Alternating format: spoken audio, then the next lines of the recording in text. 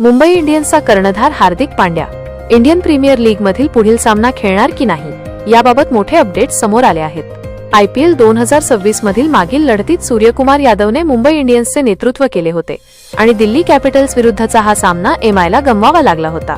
त्यात मुंबईचा पुढचा सामना राजस्थान रॉयल्स विरुद्ध होणार आहे आणि गुवाहाटी येथे होणाऱ्या या लढतीपूर्वी रोहित शर्मासह MIच्या खेळाडूंनी कामाख्या देवीचे दर्शन घेतले, पण अजूनही हार्दिकच्या खेळण्यावर प्रश्नचिन्ह होतेच। अशात एक महत्त्वाचे अपडेट समोर आले आहेत। मुंबई इंडियन्सचा कर्णधार हार्दिक पांड्या आजारपणामुळे 4 एप्रिल रोजी अरुण जेटली स्टेडियमवर दिल्ली कॅपिटल्स विरुद्ध झालेल्या सामन्यात खेळू शकला नाही। त्याच्या जागी दीपक चहरला संधी देण्यात आली। त्या सामन्यादरम्यान नाणेफेकीच्या वेळी प्रभारी कर्णधार सूर्याने सांगितले की हार्दिकची प्रकृती ठीक नव्हती आणि तो चांगल्या स्थितीत दिसत नसल्यामुळे आजच्या सामन्यासाठी तंदुरुस्त नव्हता। त्या सामन्यात मधल्या फळीत हार्दिकच्या आक्रमक फलंदाजीची उणीव मुंबई इंडियन्सला जाणवली। मुंबई इंडियन्सला 6 गडी राखून पराभव पत्करावा लागला।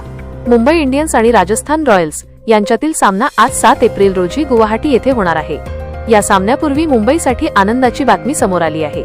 हार्दिकने गुवाहाटीमध्ये संघासोबत सराव सुरू केला असून तो या मोसमातील आपल्या संघाच्या 3ऱ्या IPL सामन्यात खेळण्यासाठी सज्ज आहे। तो उपलब्ध असेल। त्याने काल 2 तास चांगला सराव केला। तो तंदुरुस्त आणि ठीक आहे। स्पष्टीकरण द्यायचे झाल्यास हार्दिक जखमी नव्हता, त्याची प्रकृती ठीक नव्हती, त्यामुळेच तो सामना खेळू शकला नाही, असे MIचे गोलंदाज प्रशिक्षक पारस मांबरे यांनी सामन्यापूर्वीच्या पत्रकार परिषदेत सांगितले।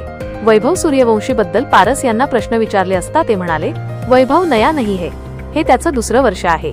त्याची कामगिरी कौतुकास्पद आहे। त्याच्यासाठी आम्ही तयारी केली आहे। रवी बिश्नोई खूप वर्षांपासून खेळतोय। तो काय करतोय हे आम्ही सर्वांनी पाहिले आहे।